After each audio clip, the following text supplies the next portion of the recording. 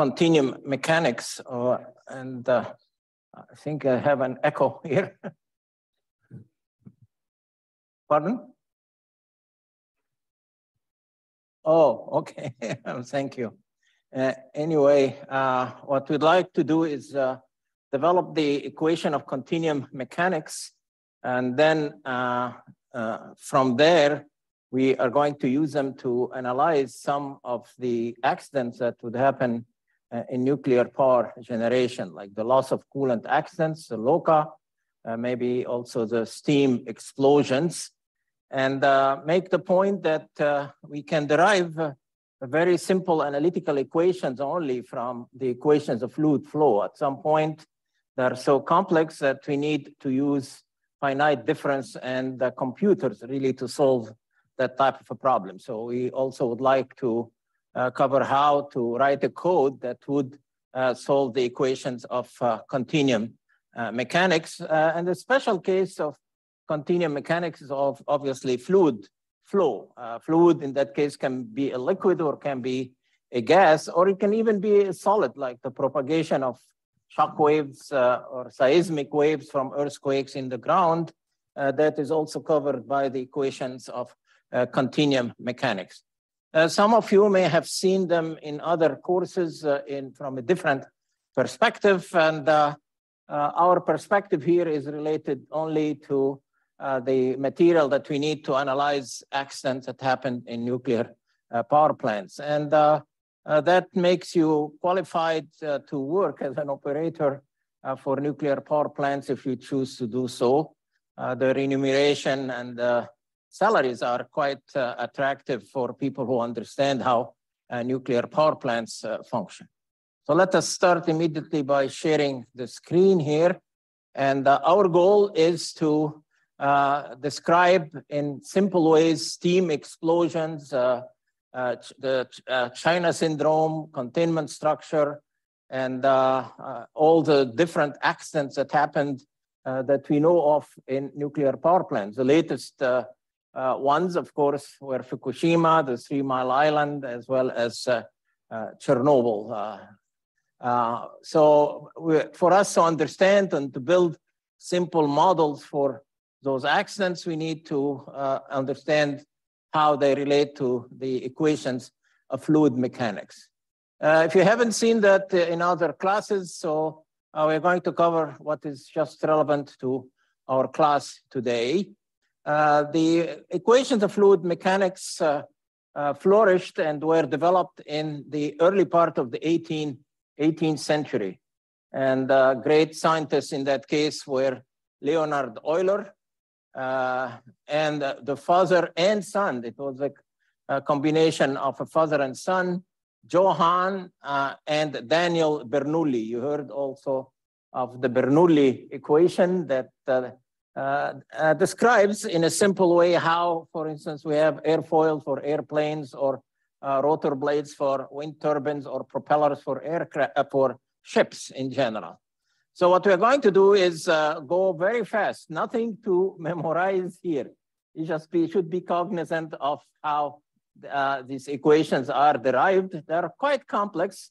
You cannot solve them from their general form. So we'll have to simplify, so that we can get insight into how these equations can be used in the engineering practice. You'll find that for continuum mechanics, like in any field of science and engineering, we need, when we derive equations, we need to apply some conservation laws. And the conservation laws in fluid mechanics are 4 of them. We have to conserve mass. So you'll find that here we'll describe the mass conservation. Sometimes different contexts, the same that we call the mass conservation is also called the continuity equation. You'll find that we have another quantity that we have to conserve. We have to conserve momentum. In that case, that will be called the equation of motion. Like Newton's law, of course, is an equation of motion. We'll also need to conserve a third quantity. We need to conserve energy. So we conserve mass, we conserve momentum, We conserve energy. Please try to remember this. And you'll find that the variables in that case need an equation of state to bring some relationship between three of the variables to have a system of compatible equations in general. Nothing to memorize, but if we assume that very useful control volume and arbitrary volume of a fluid or a solid or a gas, you'll find that mass conservation tells us, creates a relationship between the density of the fluid, actually the rate of change, d partial by dt rho, the density. Now density, remember, is the inverse of the specific volume or the volume per unit mass. If you take density, you say grams per centimeter cube. When you take the inverse of the density, it becomes centimeter cube per gram. So this is something per unit mass. Volume per unit mass is what we call the specific volume. Plus the operator that we call the divergence operator. And we know that the divergence operator always acts on a vector. In that case, the density multiplied into a velocity vector. And the velocity in that case is considered as a vector because the fluid can move in the x, y, and z direction, at least in the Cartesian coordinate system. The divergence of that rho v plus the rate of change of the fluid should be equal to 0. So this is simply a continuity. It's like Kirchhoff laws. If you have a node in a circuit, the currents coming in should be equal to the currents coming out. And that equation describes that the rate of change of the density corresponds to the divergence of the vector, the velocity vector multiplied into the density. If you want to be reminded of the divergence operator, so let's write it here. If you have a divergence operator, notice that this is what we call div, divergence. It always acts on a vector. It does not act on a scalar ever. All right, so this is what we call the divergence of the vector v. And it takes basically the x component of v, the y component of v, the z component of z, and takes the first partial derivative d by dx plus d partial by dy. If you have forgotten it from calculus, try please to remember it. And when you act on the vector here, the divergence operator gives you a scalar quantity. Now, the opposite of it is what we call the gradient operator. And the gradient here immediately suggests some kind of a slope. The gradient operator will always act on a scalar quantity. I took here the temperature as a scalar quantity. You have never seen in any class a temperature that is a vector, right? Temperature doesn't have vectorial properties, but so other interesting quantities that we are going to deal with some today, think about the voltage. So let me give it another symbol here, small v maybe for the voltage. You don't have vectorial quantities for any voltage, so that's a scalar quantity. The gradient operator, sorry, that doesn't exist there. The gradient operator always acts on a scalar. And from the name itself, gradient is slope. You'll find that you take in that case t dt by dx, dt by dy plus dt by dz, and each one of them now has a component in the x, y, and z direction. So try to remember this. Divergence always acts on a vector and gives us a scalar quantity. The gradient always acts on a scalar and gives us a, look here, 3 components, it gives us a vectorial quantity. That's all I want you today to remember from your calculus classes. So that could be voltage, that could be temperature, it could be the hydraulic head, many quantities in engineering mathematical physics are scalars. And when we take the slope, the slope in that case has 3 components. It becomes a vector. So if we remember this, you'll find that you can manipulate those simple equations. That's a balance of, basically it tells us that if I have a control volume, what comes in should be equal to what comes out plus whatever is creating within the volume. When you take the divergence of a scalar by a vector, the calculus field tells us that I can apply the chain rule of differentiation. The chain rule of differentiation tells me another interesting property. That's algebra now. It's a d u v by, say, dx. If u and v are function of x, is the first term du dv by dx plus the second term here, the v du by dx. You have seen this chain rule of differentiation in algebra. In fact, it is not calculus. The calculus are the divergence operator and the gradient operator. But this is a scalar. The density v is a vector. So you'll find that you take the first term here, rho, and then you take the divergence of the velocity now, because it's a vector. I don't call it speed. Remember that. If you're talking about the magnitude of the velocity, a vector, it becomes what we call speed. All right, so that's now rho, the divergence of v, plus the second term, which is v, the vector, into the derivative of the second term. And in that case, you take the gradient of rho. Rho here is a scalar, so we cannot say the divergence anymore. We can say that this is the gradient. In that case, we can rewrite that equation that we call the continuity equation or the mass conservation equation as d partial the density by dt plus the velocity vector dot product into the gradient of the density. Notice that's a vector here. Plus the density multiplied into the divergency of the velocity vector. And this is what you would see in the textbooks if you take a whole course on fluid mechanics or continuum mechanics in general.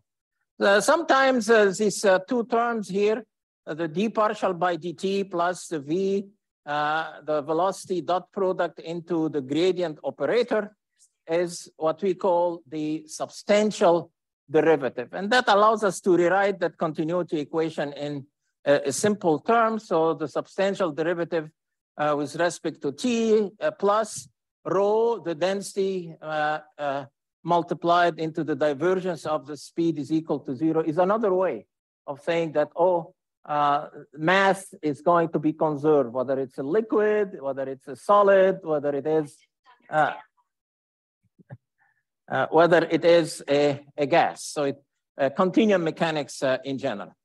As I suggested, in continuum mechanics, we do not just conserve the mass, we also conserve momentum.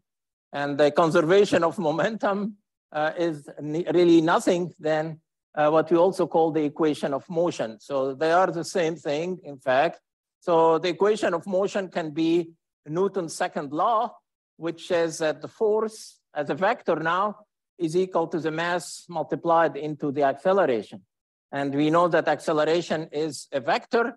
And in fact, you can reduce this not as acceleration, but as d by dt. The partial derivative with the momentum should be equal to the forces applied. And that equation, of course, of motion applies to if you have a single variable in one dimension. But if you have a fluid moving, say, in a continuum in space, like in weather forecasting, for instance, or the flow of a liquid in a power plant, you'll find that that equation, the conservation of momentum, describes for us the external forces. And we have 3 different continuous forces that we have to think about. One of them is the viscosity, for instance. Then you have the external forces. External forces could be the force of gravity. The liquid maybe goes up into a pipe or comes down a pipe in hydroelectric power generation. So these are the external forces, F as a vector.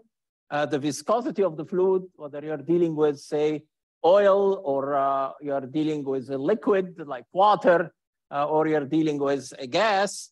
And then you'll find that when you take the gradient of the pressure, notice that the pressure here is taken as a scalar, you get a vector that describes to you the forces that the pressure is that is applied on the system moves the fluid. All of these are integrated over the volume. So V here is not the same as the capital V that I use here. The small v here is an integral over the volume dV, volume dV, volume dV, and that should be equal to the derivative with respect to time that we wrote earlier, d partial rho by dt dV, plus an integral over the surface now of all the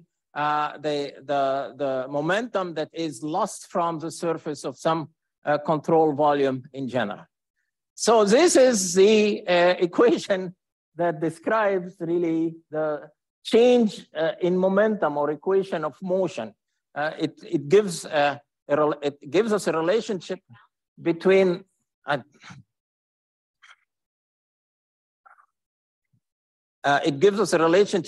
the applied forces, the gradient of the pressure.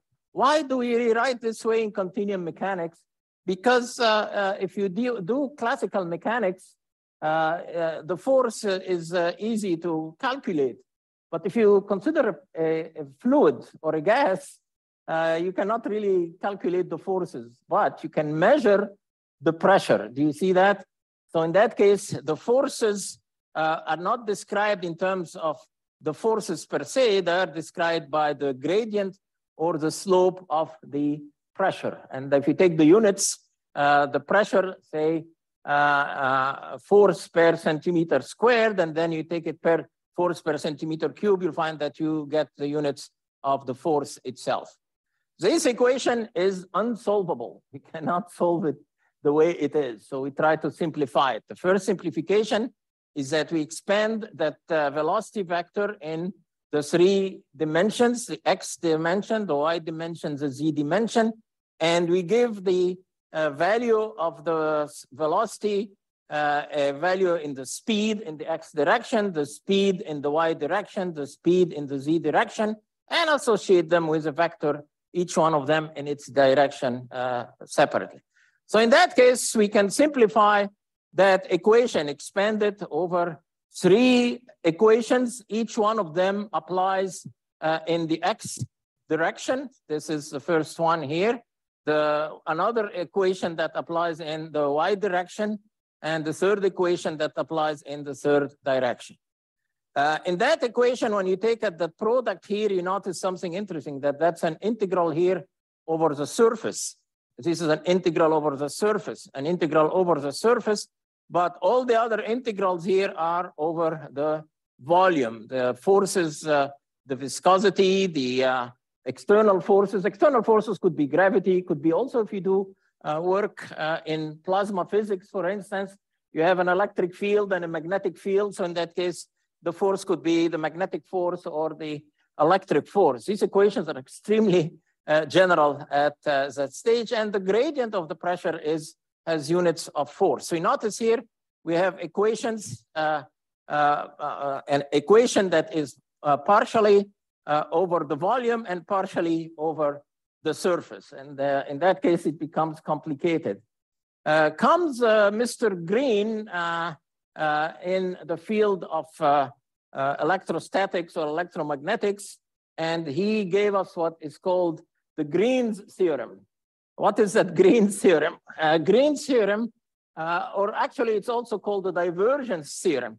It tells us that that integral here over the surface of any control volume of any surface, it could be in electromagnetics, it could be in fluid mechanics, it could be in solid mechanics, or it could be in a gas. that that integral over the surface is equal to an integral over the volume, but of the divergence of that quantity here. And that's why we're going to call it the divergence theorem or Green's theorem, depending on how you want to call it, whether you're doing math or you're doing physics. Green's theorem and the divergence theorem is the same itself. So you could see here that now we take that term for the surface integral, and we describe it in terms of rho v here. So that's rho u v in the direction s, and we replace that rho u v by the divergence of rho u v. That's why it's called the divergence theorem. And notice something interesting here. Now that surface integral turns into a volume integral. So if we take that volume integral and replace in the original equation that integral over the surface, you'll find all those terms now are under a volume integral if we use the divergence theorem. And in that case, it's arbitrary. We can simply drop that integral over the volume and get a set of simpler equations as shown here. So if they're all integral over the volume is arbitrary. I didn't even bother showing that control volume because you may have seen it in other classes. And in that case, we get what we call, that you may have read about, the Navier-Stokes equation. Two gentlemen doing research in fluid mechanics, Navier and Stokes, came up with that description that describes the equation of motion in the x, y, and z direction of the motion of a fluid. Notice here that we have the viscous forces in the x, y, and z direction. The force here is a vector, but we have expanded it in the x and y and z component. We have here the external forces that could be gravity, water going up in a pipe or down in a pipe, or it could be a magnetic field, an electric field. And then when we apply pressure on one side of a fluid or a solid or a gas, that is equivalent to creating a force that moves the liquid or the fluid or the gas. So that's a gradient or the slope of the pressure. As I mentioned earlier, for fluids and solids and liquids, it's easier for us to measure the pressure rather than looking at the forces that are applied, say, on a car or on a plane. So in that case, in fluid mechanics, the pressure is a variable of interest to us because we can measure it in general. These Navier-Stokes equations still are not solvable. You cannot solve those Navier-Stokes equations in the field of, or get an exact analytical solution in the field of fluid mechanics. And we'll have to simplify them much more. I'm not going to go through the whole process in general, but if you take, you can describe those equations, that term and that term here is what we call the substantial derivative. So we say that the substantial derivative in the x, y, and z direction are equal to minus the gradient in the x direction, the gradient or the pressure dp partial by dy. If you take the three terms, x, y, and z, that's a gradient of the pressure, plus the external forces, the body forces as they're called, and the viscous forces. As they are this way or this way, they're very complex, we cannot solve them. Came another fantastic scientist, Mr. Euler, and he made some simplification to those equations 14 so that we can find some kind of closed type of equation simplification in general. So in that case, he said, okay, so let us assume that I have a steady state situation where I don't have those external forces. So maybe you are describing the flow in the plane. They're not really, the fluid is not jumping up and down X, Y, and Z. So if you get rid of the body forces here, the F sub X, F sub Y, and F sub Z, you'll find that you get a simplification. And these equations now are much simpler, as you could see. We also simplify the equation by eliminating the viscosity forces. Obviously, any liquid can have some viscosity, but water does not have much viscosity. So we deal mostly with water. So let's take water. Air doesn't have much viscosity either. It's only when you have liquids like oil that you have to account for the viscosity force. The body forces could be the force of gravity. It could be the magnetic fields, electric field, all external sources. We can apply, accommodate them or take them into account after we solve the simpler equations that we call now the Euler's equation. So it tells us that the divergence of rho u v is equal to minus dp partial by dx. The divergence of rho v, small v here, that's the component of the speed in the y direction, in the z direction, are equal to minus dp by dx, the gradient in the x direction. Notice dp by dx is the slope, right? The slope of the pressure, and that describes to you how the pressure is applied from one side higher than the other side. And you see this in weather forecasting, where they tell you, oh, we have a low pressure system. When you have a low pressure, you'll find that the wind blows from the area of high pressure to the area of low pressure. And that's basically a situation where that gradient of the pressure applies. So this is, in that case, what we call the Navier-Stokes equations that you read about in maybe in a fluid mechanics class. I'm giving you a crash course in that lecture of fluid mechanics. And when you simplify them, you eliminate the viscosity, you eliminate the body forces, you get a very simple description of that equation that we call the Euler equations. And the Euler equation is a description of the equation of motion. That is the equivalent of Newton's law, except that the variable is not the pressure. The variable is the pressure of the fluid or of the liquid in general.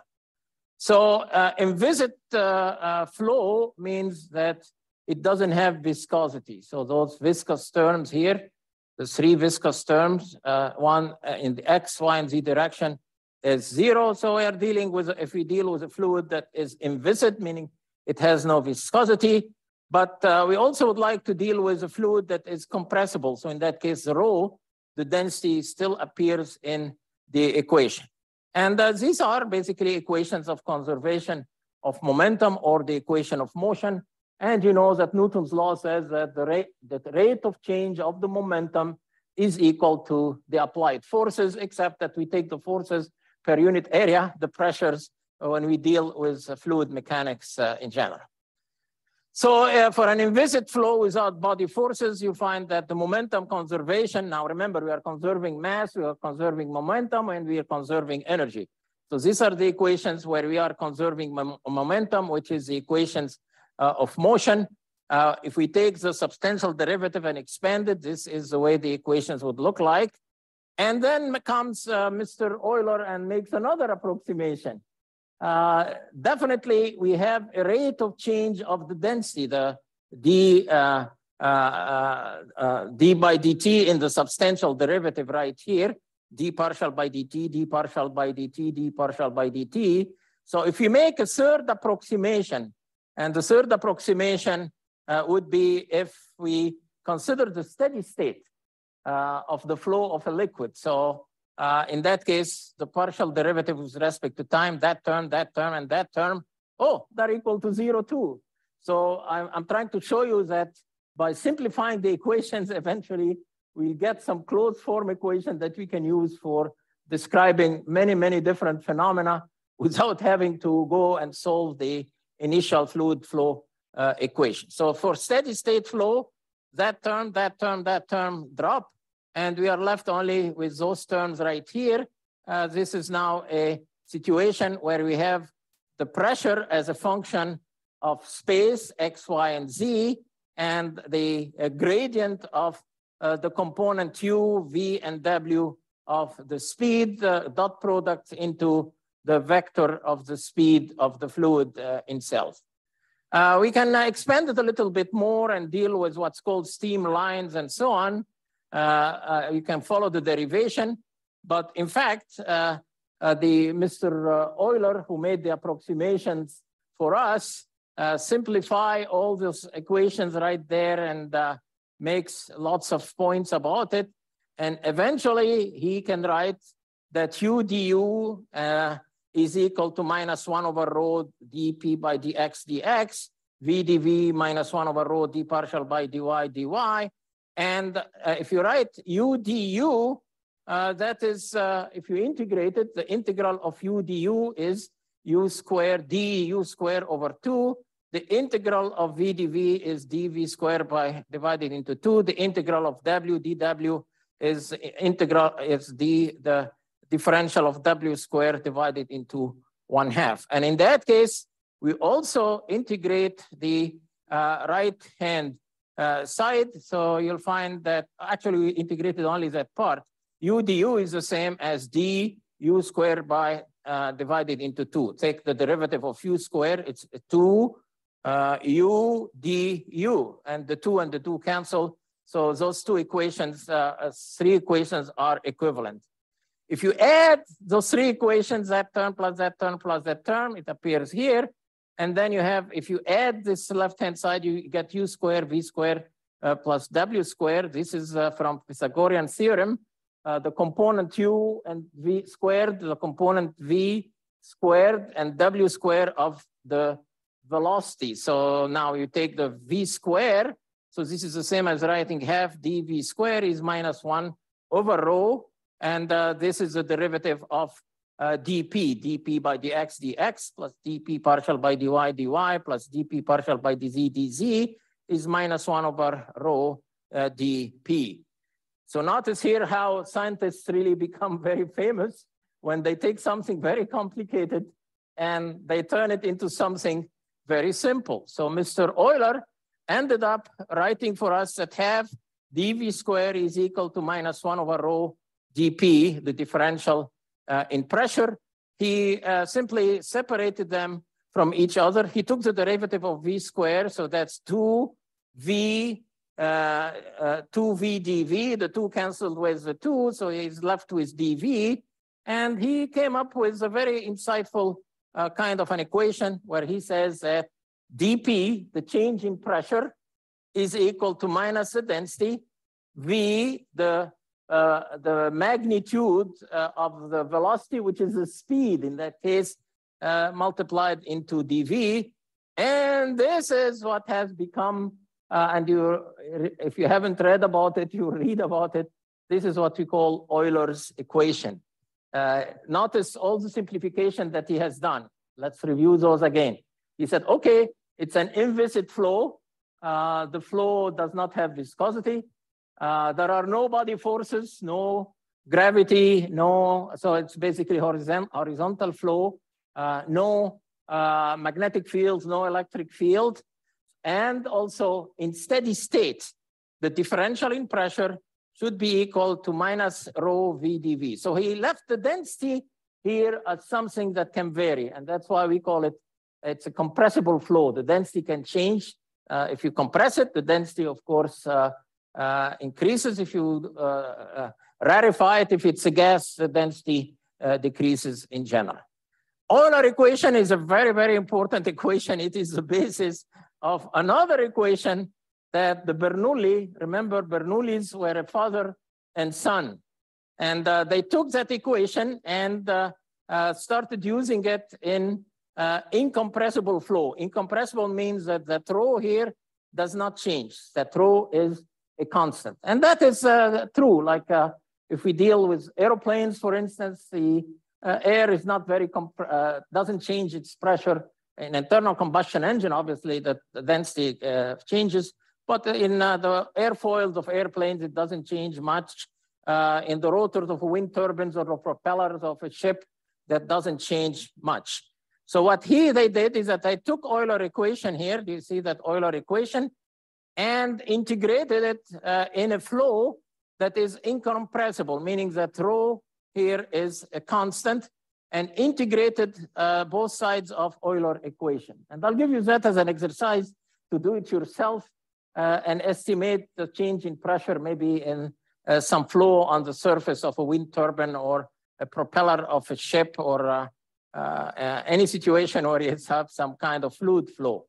All right, if you separate the dP, integrate it in the flow from point 1 to point 2, you'll have here at the bottom the pressure at point 1 to a point where the pressure has changed to P2. What's the integral of dP? It's P. Like the integral of dx is x, the upper limit, minus lower limit. So remember here, we are integrating with the limit. So we avoid getting constants of integration where things can go wrong. It's always useful for us to use integration with the limit. The right-hand side, if you start integrating it, rho is for compressible flow. But if you say, I am dealing with incompressible flow, air maybe or water, then you can take that rho outside the integral as a constant. And then you're left with the integral of v dv from point 1 to point 2. The speed at point 1 is v1. The speed at point 2 is v2. What is the integral of x dx? The integral of x dx is x squared over 2. The upper limit, v2 squared, minus the lower limit, v1 squared. So that integration of our famous Euler equation right here gives me some relationship between the pressures at 2 points in any flow and relative to the speed of the liquid or the air of the motion of a solid like an earthquake for continuum mechanics in general.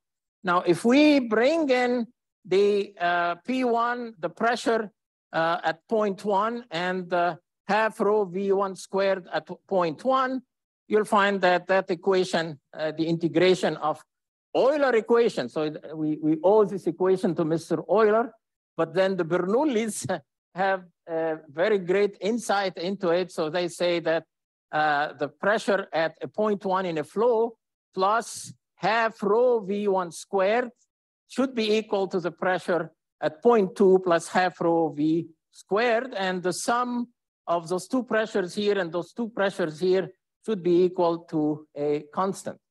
And this is a very, very famous Bernoulli's equation. And Bernoulli equations, in fact, is used in solving 90% maybe of the problems that we encounter when we have any kind of fluid flow. And our ambition here has been today to deal with it just in one day. That's almost what you learn in a whole course on fluid mechanics. The important thing is the Navier-Stokes equations, obviously, Euler's equation, and Bernoulli equation. It tells us that at any point in a flow, that is, again, the assumptions, inviscid, no viscosity, steady state, as well as non-compressible, and no body forces, the sum of the pressure at any point in the flow, P, plus half rho V square is a constant. P is a quantity that we can measure in a fluid, gas, solid, or maybe a liquid. So in that case, we call that the static pressure.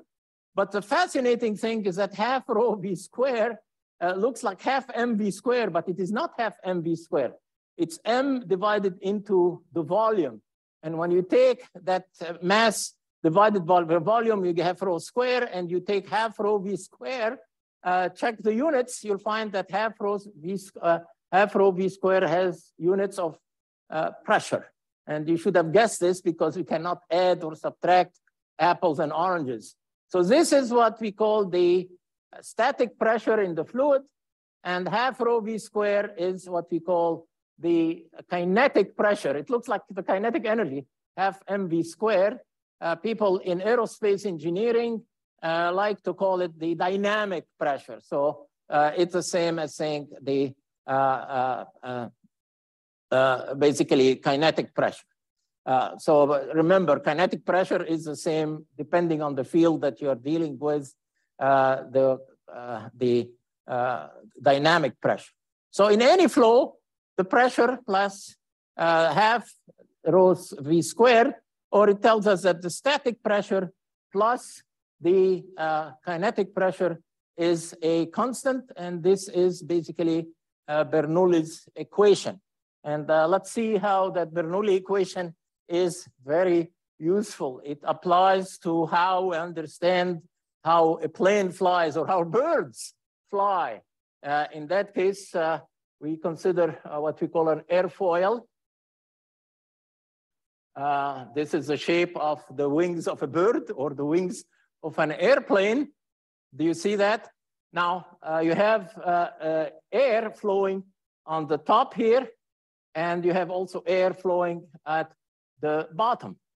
Because the same amount of air at that point should move to that point on the top or the bottom, because there is that curvature here, you'll find that the speed of the wind there, V1, has to be larger than the speed of the wind at the bottom, V2. And because this is now half rho V squared, V1 squared on the top, plus the pressure on the top, let's call it P1, this should be a constant.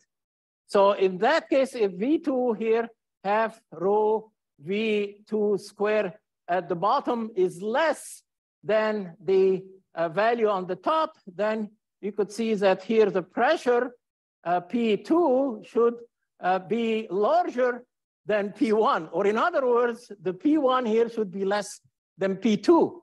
And that P1 less than P2 creates really a lower pressure.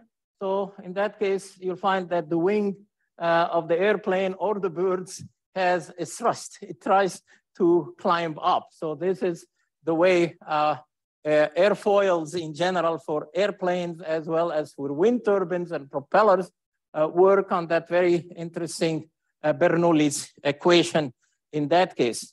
But remember the assumptions that we made. We made it an assumption in steady state.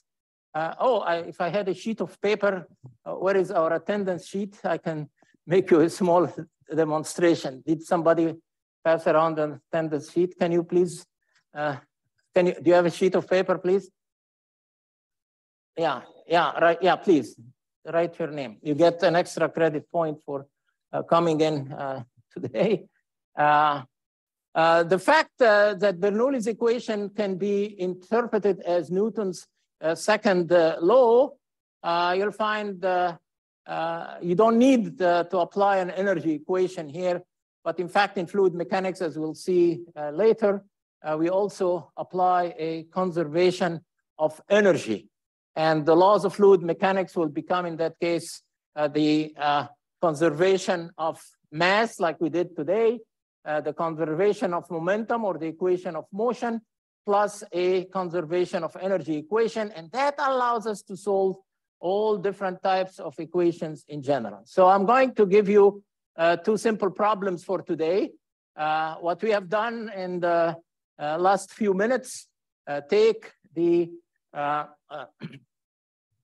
Euler's equation and integrate it in 2 points in a flow, here maybe on the airfoil on the top and the bottom. The static pressure plus the kinetic pressure on the top should be equal to a constant to the bottom. So if the speed here on the top is higher, the pressure is lower. Oh, thank you very much. And here is a simple way of showing you how this works. If you think about that paper now is taking the shape of an airfoil, and I blow air on the top, you see that there is a force that raises it, and that's a thrust that allows birds to fly. And humans adopted the same idea in the airfoils of airplanes, and we have done it better because birds cannot fly at 30,000 feet in the air. We also applied to wind turbines. So I give you here a problem of a wind rotor for a wind turbine. If it stays in an airflow at sea level, the free stream speed 10 meters per second. That's the V here. I'm giving you the density at sea level, 1.23 kilogram per meter cube. And if the pressure is 101, 10 to the fifth newtons per meter square. Newtons in the SI system of units, if you remember, is the unit of the force. So force per unit area is pressure, right? And that's what we can measure. We cannot measure forces, but we can measure forces per unit area, and we call it pressure.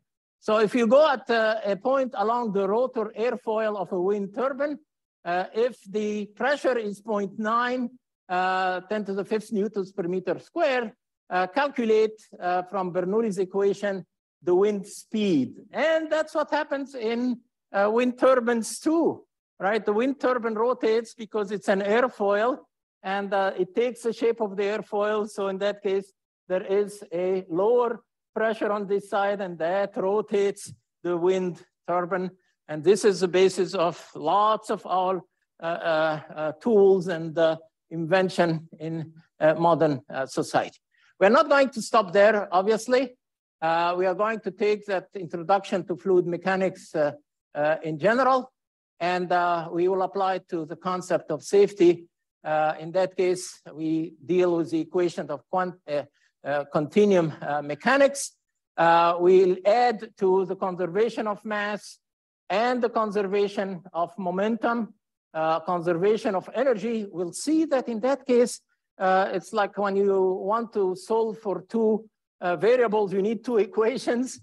We have only 3 equations in 6 variables. So in that case, we need to add another equation, which we are going to call the equation of state, that relates 3 of those variables, and then we'll have a complete set of equations. They are partial, first order, coupled, non-linear differential equations, but we'll find ways of solving them. If we don't have simple problems like those of an airfoil, where we can apply Bernoulli's equation, then we use basically finite differences, and I'll leave this for our next lecture, how to deal with the non-linearity, because they're non-linear. We cannot find linear solutions. That should not discourage us, because as I said, Bernoulli's equation, the static pressure plus the kinetic pressure in 2 points in an ideal flow, steady state, no viscosity, no body forces, and simply according to Euler, simply are constant. So let's remember Bernoulli equation in a very simple way. Static pressure plus kinetic pressure, and kinetic pressure is half rho v squared, not half mv squared, is constant in an ideal flow, and that solves 90% of the equations that we deal with in engineering and physics related to fluid flow. If you don't believe me, if you become an engineer dealing with fluid flow, you'll find that Bernoulli's equation appears in all fields of science and engineering. Some people will deal with the Navier-Stokes equation, but in fact, Euler and Bernoulli are the 2 most important persons in the field of fluid mechanics. And I hope that we get a nice introduction if you haven't seen it before. If you have seen it before, I have revived, I hope, your knowledge in simply in a single lecture. Next time, we see how we apply those equations to more complex problems of engineering in general. And we'll stop at that, and have a nice afternoon, everybody.